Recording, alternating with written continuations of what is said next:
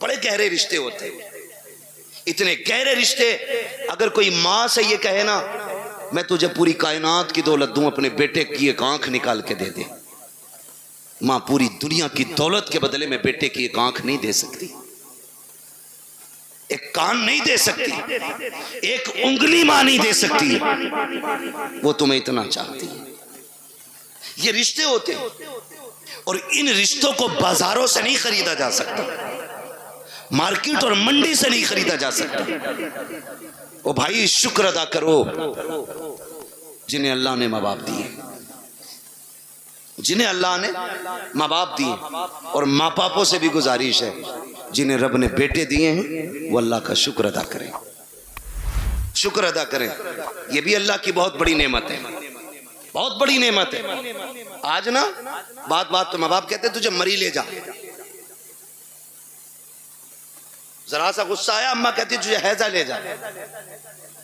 माँ बाप से हाथ जोड़ के गुजारिश कर रहा हूं, खुदारा औलाद के बारे में माँ बाप ये जुमले ना निकालें, इसलिए कि माँ बाप की जबान से निकली हुई बात पत्थर की लकीर होती है।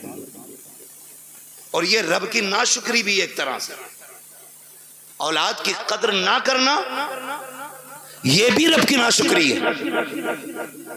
जब आप अपने बेटे को कोसते हैं, गाली देते हैं और कहते हैं तुझे मौत नहीं आ जाती, तेरी जिंदगी से मर जाना बेहतर था, तो जानते हो रब की रहमतें कितनी नाराज होती हैं। अपने करीम रब के बारे में सोचा के नहीं, फिर तुम्हें ख्याल क्यों नहीं आता? तुमने अपने बेटे को इसलिए मौत के मुंह में धकेलने की बात की है क्योंकि रब ने तुम्हें 4 बेटे दिए हैं। जाओ उनसे पूछो जिनके घर में एक चिराग जलाने वाला नहीं है, कौन सी चौखट पे जाके भीख नहीं मांगते हैं, किसके दरवाजे पे जाके हाथ नहीं फैला रहे हैं। अगर कोई ये कह देता है वली तो वली, यहाँ तक मैंने देखा है अगर ये कोई कहते कि फला नदी पे जाके मीठा डाल आओ अल्लाह बेटा देगा, तो ये शरीयत तरीका सब भूल जाते हैं। एक बेटे के चक्कर में इतने अंधे हो जाते हैं, ये पीड़ों पे पैरों पे चढ़ावा करते हैं, नदियों पे जाकर के चढ़ावे चढ़ाते हैं ताकि अल्लाह बेटा दे दे। ओ भाई तुझे क्या पता बेटे कितने अहम होते हैं, तू क्या जाने जिंदगी में बेटों का कितना बड़ा किरदार होता है। इनकी कदर किया करो,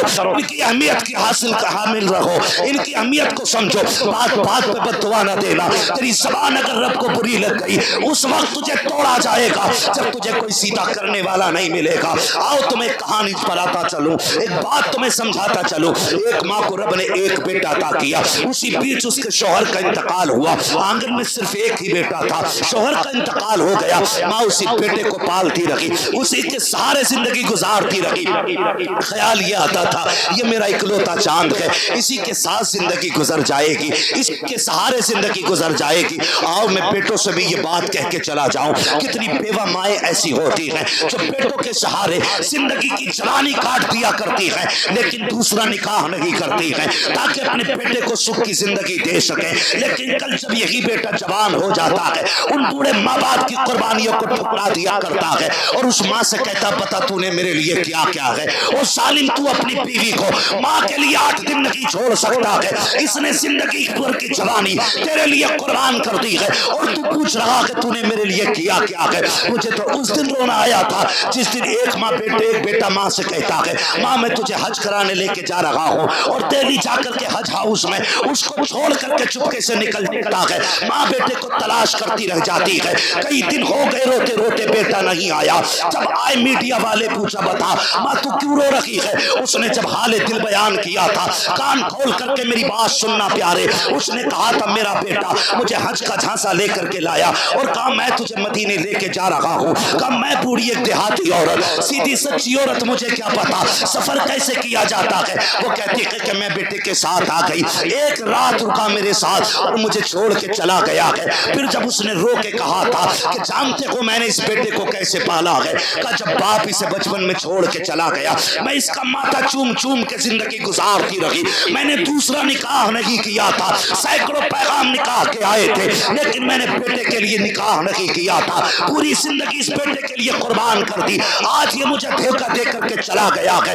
मैं पूछना चाहता हूँ खुदारा इन माँ बाप के साथ इंसाफ किया करो जो तुम्हें सीने से लगा के पालते हैं। अगर यही माँ तुम्हें उठा करके घूरे पे फेंक देती, कोई तुम्हें सीने से लगाने वाला नहीं होता। अगर इसी ने बचपन में तुम्हारा गला दबा दिया होता, तुम्हारे पास चंद सांसें ना होती, अगर इसने तुम्हारी गंदगी से नफरत करके तुम्हें ठुकरा दिया होता तो तुम्हें माँ की ममता का पता नहीं चलता, अगर इसने तुमसे गुस्सा हो करके मुंह मोड़ लिया होता, कोई तुम्हें मुंह के लुक में खिलाने वाला नहीं मिलता। आज जो जवानी की दहलीज पे कदम रखा है ये इसी माँ की कुर्बानियों का नतीजा है, इसी बाप की रज्जगों का नतीजा है, इसी ने दर दर की खाक छानी है तब तुझे जवानी मिली है। और तुम्हें खुदा का वास्ता, अगर माँ बाप तुमसे प्यार करते हैं, तुम्हें मशक्कत से पाला है, उनकी इज्जत किया करो, उनकी कदर किया करो। उस खातून को अल्लाह ने बेटा अता किया, लेकिन जानते हो जब बच्चे के बचपन के कुछ साल गुजरे हैं, एक दिन कोई बच्चे से गलती हो गई, बच्चे ने कोई चीज का नुकसान कर दिया,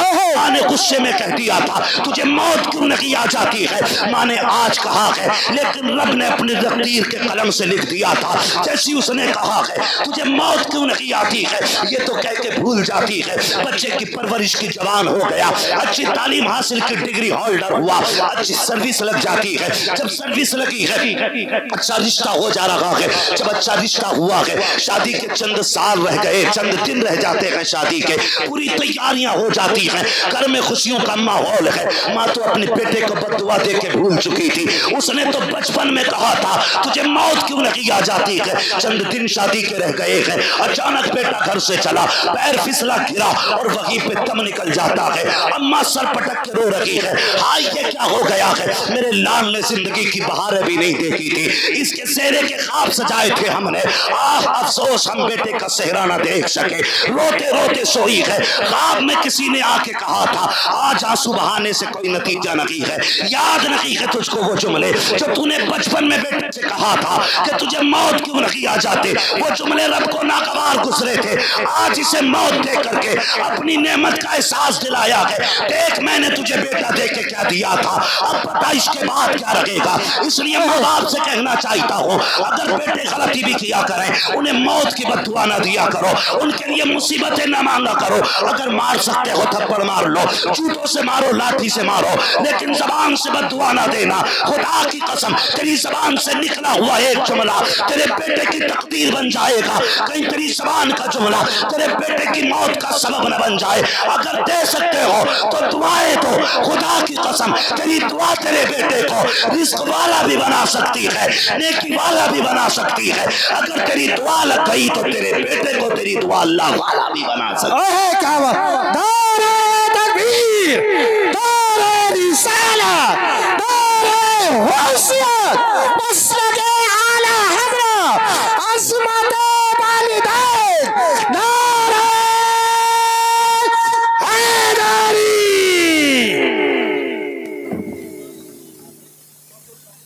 तवज्जो है सारे लोगों, चलूं आगे भी 10 मिनट बाकी हैं, जरा कह दे या रसूल अल्लाह।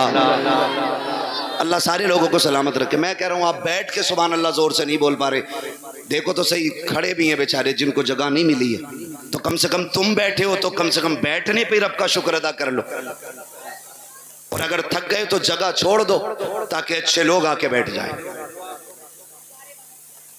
तैयार हैं? जरा बोलें सुभान अल्लाह।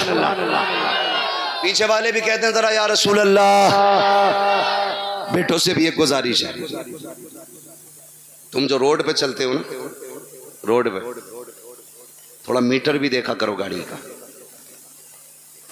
हाँ, बैठ जा मोटरसाइकिल पे, फिर देख थोड़ी रहा। और ईद के दिन तो कुछ भी नहीं देखता, शर्ट खोलेगा सारे बटन के, वो बटन के शर्ट के सारे बटन खोलेगा और यूं एक्सीलेटर लेगा, टंकी फुल है, अब्बा ने 200 दिए थे, 300 अम्मी ने दिए थे, 500 रुपए में टंकी भर गई,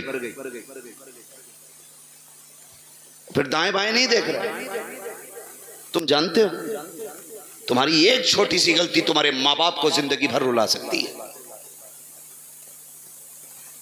कह रहे आप मेरे आगे पीछे कोई रोने वाला ना, क्यों? माँ बाप भूल गया तू? रोने वाले कब होंगे? जब बीवी बच्चे होंगे। अच्छा, वही तेरी हमदर्द है?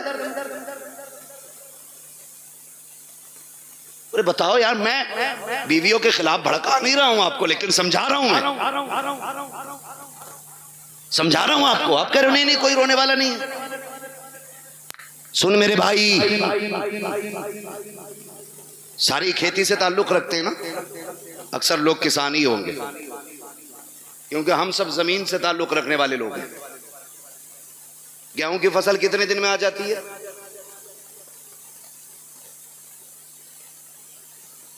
6 महीने खड़ा रहेगा गेहूं। बहुत पक्के किसान लग रहे हो यार तुम। देखिए अब यहां मुझे गेहूं के बीज का प्रचार नहीं करना है। मोटी सी बात, धान अब तो 90, 60 दिन में भी आ जाते हैं ना कुछ धान, खरार वाले। साटा जिसे कह मैं कै दिन में आ जा,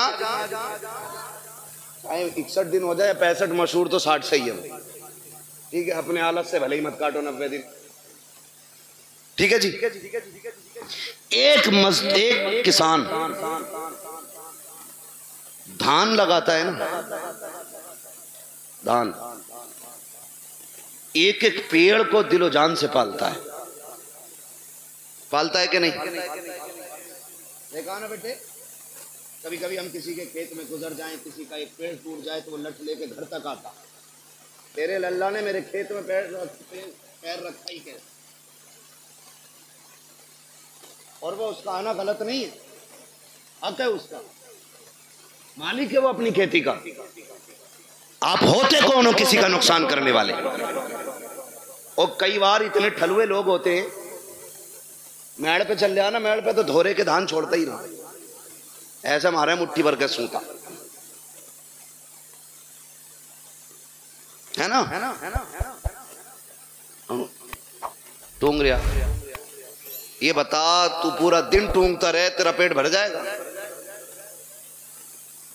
जिसका नुकसान किया है वो गुनाह और उठा लिया तूने, तुझे तो कोई फायदा नहीं हुआ, अलबत्ता नुकसान।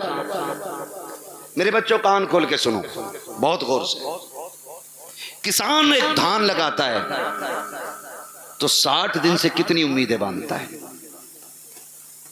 फसल आएगी, काटेंगे हम, झाड़ेंगे हम, फिर उससे बेच के पैसा लेंगे, पैसे से जरूरतें पूरी करेंगे, बहुत उम्मीदें लगी होती हैं। जरा सोच, अगर एक किसान 60 दिन में आने वाली फसल से इतना प्यार करता है तो बाप 25 साल में तैयार होने वाले बेटे से कितना प्यार करता होगा। खुद अंदाजा लगाइए। अगर 60 दिन में आने वाला पेड़ तुम पैर रख दो तो किसान का कलेजा निकल जाता है, जबकि अगले साल फिर 60 दिन में ये आ जाएगा। 90 दिन वाली खेती कर लेगा, धान फिर आ जाएगा। अब सोच तो सही, अगर हर साल के साथ आने वाली फसल से हमें इतना प्यार है तो फिर अपनी नस्ल से कितना प्यार होगा। तुम जो गाड़ी पे बैठ के एक्सीलेटर लेके कहते हो क्या फर्क पड़ता है, टांग टूटेगी तो मेरी टूटेगी, भेजा निकलेगा तो मेरा निकलेगा। नादान तू नहीं जानता है, अगर टांग टूटी तू तो लेटा रहेगा बेड पे। माँ से पूछ वो कितनी रातें जाग के गुजारेगी, बाप से पूछ कितने चक्कर हॉस्पिटल के लगाएगा तेरी पट्टी मरहम पट्टी के लिए। जाओ आज भी हॉस्पिटल में जाकर के देख लो, कितने ऐसे ब्रेन उनके फेल हो गए हैं, एक्सीडेंट के बाद के माँ बाप पे बोझ बन गई है औलाद। मैं आपसे कहना चाहता हूँ खुदारा, रोड पे निकला करो तो जिंदगी की हिफाजत के साथ निकला करो, एहतियात के साथ चला करो। ये मत सोचा करो कि मेरी टूटेगी मेरी फूटेगी, नहीं नादान, तेरी टूटेगी तुझे एक बार मर्द होगा, लेकिन जब तक तू तड़पता रहेगा उससे ज्यादा तेरे माँ बाप को तकलीफ होती रहेगी। तुम रोड पे चल करके कहते हो क्या है, मैं जिंदगी का मालिक हूँ, तू कुछ भी नहीं है। औकात क्या है, हैसियत क्या है, मालिक किसे कहते हैं? ठोकर लगी तब निकल जाता है, फंदा लगा तब निकल जाता है, जरा सी जोर से गिर गए तब निकल जाता है। किस मिल्कियत पे घूम रहे हो? और तुम्हें खुदा का वास्ता अपनी फिक्र करो ना करो, माँ बाप की फिक्र किया करो, उनके लिए शराफत से चला करो। गाड़ी पे जब बैठा करो दुरूद पढ़ के बैठा करो, दुआ पढ़ के बैठा करो। दुआ की बात तो छोड़ो, मेरी कौम को तो बिस्मिल्लाह पढ़ने का भी होश नहीं रहता है। कान में डीजे वाली लीड लगाई है, आंखें बंद करके गाड़ी खींच रहा है, न हॉर्न का पता चल रहा है, न दाएं बाएं नेविगेटर का पता है, फिर एक्सीडेंट हो जाता है, कहते हैं गाड़ी वाले की खता थी। और तुझे खैरत क्यों नहीं आती है? कानों में लीडे लगा के चलने वालों, तुम्हें महबूब अलैहिस्सलाम ने कितना प्यारा तोहफा दिया था। जब गाड़ी पे बैठा करो तो सफर की दुआ पढ़ के बैठ जाया करो। आका मिलेगा क्या? का दुआ पढ़ के बैठ, दुनिया घूम के आ जा, खुदा की रहमत है तुझे जर्रा बराबर भी तकलीफ नहीं होने दे सकती। वाह वाह, सुभान अल्लाह, सुभान अल्लाह। हाँ, लेकिन रब की रहमतों पे भरोसा ही कितना। वो पहला दौर था, कारी साहब क्या करे, बदली उठ रही है, जरी डाल दो। अब तो देखता ही नहीं है 6-6 महीने बादल की तरफ को। हाँ, ट्यूबवेल है, मोटर है, समर है, ना हो बारिश 10 साल तक। लेकिन याद रखिएगा, तुम्हारी तदबीर से रिस्क नहीं मिलेगा, रिस्क रब की तकदीर ही से मिलेगा। तुम जितने जतन कर लो, कोशिश करें अल्लाह की रहमत पे भरोसा करने के आदी बने। घर से निकला करो, दुआ पढ़ के निकला करो, अल्लाह खैरियत से तुम्हें लाए, खैरियत से लाए। वरना मैंने देखा 6 लोग गाड़ी में बैठे और किसी को फिक्र नहीं, अरे 6 है यार, देख लेंगे सबको, मौज मस्ती करते चलने। 5 मिनट नहीं लगते, गाड़ी के टुकड़े हुए मिलते हैं, लोगों की लाशें बिछी हुई मिलती हैं। क्या हो गया? ये तो 6 लोग निकले थे। मशीयत का नकीब कहता है, तुम्हारी 6 की ताकत मेरी तदबीर के आगे कोई काम नहीं कर सकती है। अगर मैं चाहूँ एक लम्हे में मौत के बिस्तर पर लटा सकता हूँ। तुम्हें अपनी ताकत पे भरोसा नहीं करना है, अपनी तदबीर पे भरोसा नहीं करना है, रब की रहमत पे भरोसा करके निकला करो। अपने रब से दुआएं मांग के निकला करो। माँ बाप को धमकी न दिया करो। बात बात में नौजवान कह देता, अभी जाके मर जाऊंगा डैर में, अभी लाइट का तार पकड़ लूंगा, अभी छत पे से कूद जाऊंगा। गैरत कर, किससे बात कर रहा है? तुझे पता है कि जब तू ये जुमले बोलता है माँ बाप पे क्या गुजरा करती है? तुझे पता है जब तू धमकियां देता है तब माँ पे क्या गुजरा करती है? खुदा की कसम, उन्हें दुख न दिया करो, तकलीफ न दिया करो। रब ने सांसें दी है, इनकी कदर कर लो। आखिरी सांस पे भीख मांगोगे, एक सांस नहीं दी जाएगी। जब सांसें अटकना शुरू हो जाएंगी, सारी दौलत दे देना, एक दिन की मोहलत नहीं मिलेगी। आज अल्लाह ने जिंदगी दी है, इसकी कदर कर लो। एक एक सांस में कोशिश करो, काबे वाला भी राजी हो जाए हमसे, मदीने वाला भी राजी हो। बेशक, सुभान अल्लाह, सुभान अल्लाह, जिंदाबाद वो नहीं बाबा रहने, मेरी बात सुन ले, मैं माने जरा कारी साहब, बस मैं उसको रहने, फरमाइश ना करो। देखो समझो, करना से मैं आज के बाद तारीख नहीं दूंगा, मैं लिख दे रहा हूँ, ठीक है? मैं माइक पे कह रहा हूँ, आज के बाद नहीं होगा। तवज्जो है सारे लोगों को। मैं आपसे एक बात कहूँ, मेरी बात बहुत गौर से सुनिए, बहुत गौर से मेरी बात सुनिए। आपकी मर्जी है, आप जितने चाहें जतन कर लें, लेकिन अपने रब के मुकाबले में हमारी और आपकी औकात नहीं खड़े हो सके। अल्लाह से नहीं लड़ा जा सकता, और लड़ भी नहीं सकते, है ना? अल्लाह चाहे तो लफ्ज़ कुन से कायनात को बना सकता है और एक ही इशारे से ख़त्म कर सकता है, ख़त्म भी करेगा। मेरा वक्त तो पूरा हुआ है। कारी नासिर कह रहे हैं फरमाइश है, फरमाइश है।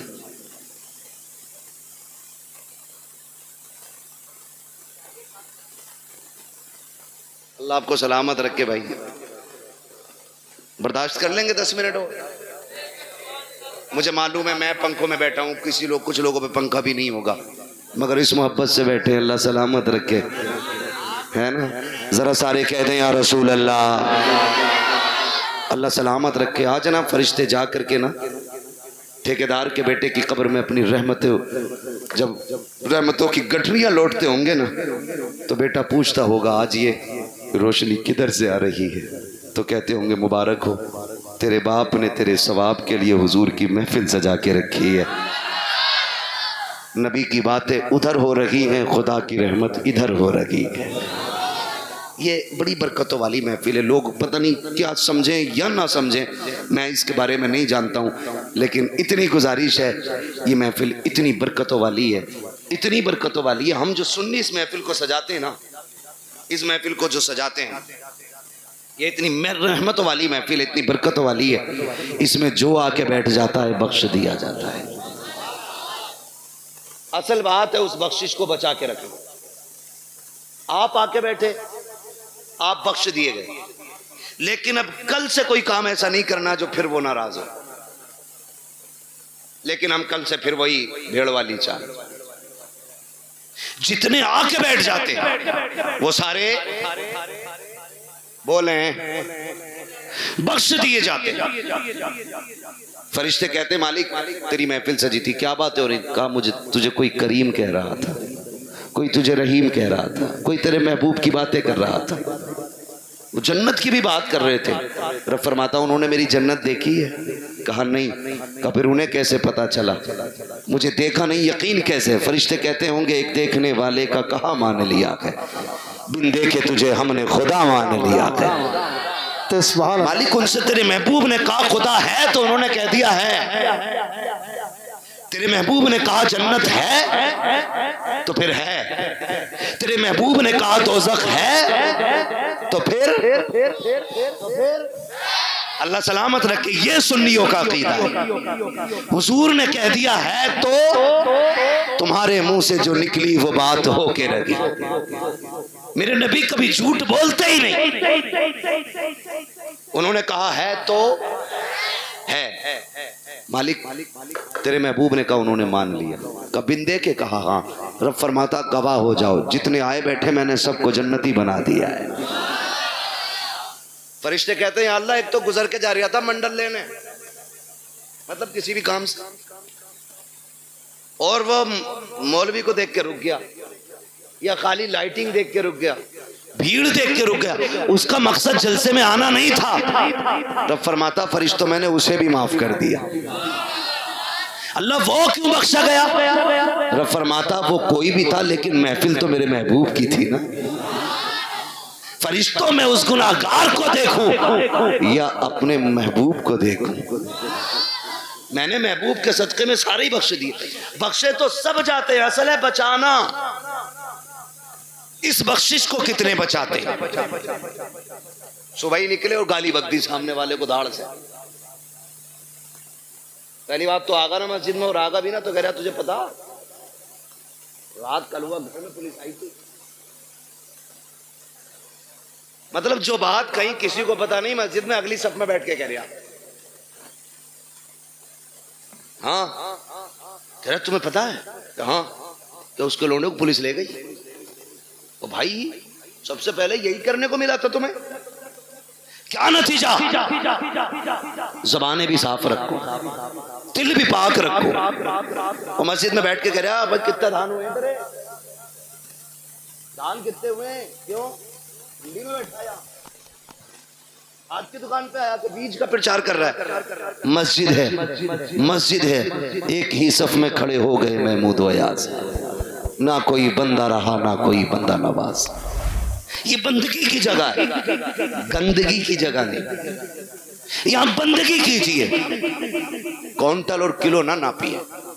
ये सारी हरकतें हम लोग कर देते हैं, सारी हरकतें। इतनी अजमतों वाली महफिल है ये, जिसके नाम से सजाती जाती है अल्लाह अपने करम से उसकी भी मगफिरत फरमा देता है। कहीं ना दकियानूसी सोच रखने वाले कहते हैं यार सुनो तो, मिलाद सिर्फ मैयत के लिए है, शादी में तो डीजे ही बजना चाहिए। याद रखिएगा हुजूर की महफिल है और रिश्ता हमारा हुजूर से मजबूत है। हम अक्सर कहते हैं मरने की तरफ देख न जीने की तरफ देख, जब चोट लगे दिल को मदीने की तरफ देख। हमें तो दुख भी मिलता है ना, तब भी हम हुजूर को याद करते हैं, तब भी हम हुजूर को याद करते हैं। और फरमाया गया ना अल्लाह किसी से बेटा ले, माँ बाप से अल्लाह बेटा ले, किसी का जवान बेटा अल्लाह ले, और वो माँ बाप उस बेटे की मैयत पे सब्र करें तो अल्लाह उनको बदले में बेहिसाब जन्नत अता फरमाएगा। वो तो कुछ लेता भी बेवजह नहीं, जो भी लेता है उसका सिला देता है, जबकि सब कुछ उसी का है, सब कुछ इसी का। मैंने रुमाल दिया कारी नासिर को, फिर ले लिया, और ये कहें इसका बदला दें तो कहेंगे बदला क्यों भाई, बदला क्यों? मेरा था मैंने ले लिया। मैं अपना दे करके इनसे लूं फिर इनको बदले में और इससे बेहतर चीज दूं, तो लोग कहेंगे बड़ा अच्छा आदमी है यार। अगर बंदा ये करे तो लोग तारीफ करने लग जाते हैं, वो रब कितना करीम है। बेटा उसी ने दिया, हमें सांसें, हमें सांसें, माँ बाप बहन भाई अगर वो ले ले उसी का है ना। और इस पे अकीदे के मजबूत थे हुजूर के सहाबा, इतने मजबूत थे, इतने मजबूत थे कि हंसते हंसते जान देते थे, लेकिन फिक्र नहीं करते थे, फिक्र नहीं करते। एक जंग हुई मुसलमानों से, कुछ मुस्लिम लोग कैदी बना लिए, कैदी बना लिए मुजाहिदीन, 3 मुजाहिदीन कैदी बने। तो वो जो ईसाई बादशाह था उसने कहा फांसी का फंदा लगाया जाए, फांसी का फंदा लगाया जाए। कहा क्यों? कहा इन्हें फांसी दे दी। फांसी का फंदा जब लटक गया ना और तैयारी हुई, वही पहले इसको लटकाओ, तो जो उसके पीछे खड़ा था वो दौड़ के आ गया, ना पहले मुझे लटका। कहा क्यों? कहा मैंने तुम्हारे आदमी सबसे ज्यादा मारे। जब उसने इतना कहा तो पीछे से तीसरा आ गया, कहा नहीं पहले फांसी मुझे दो।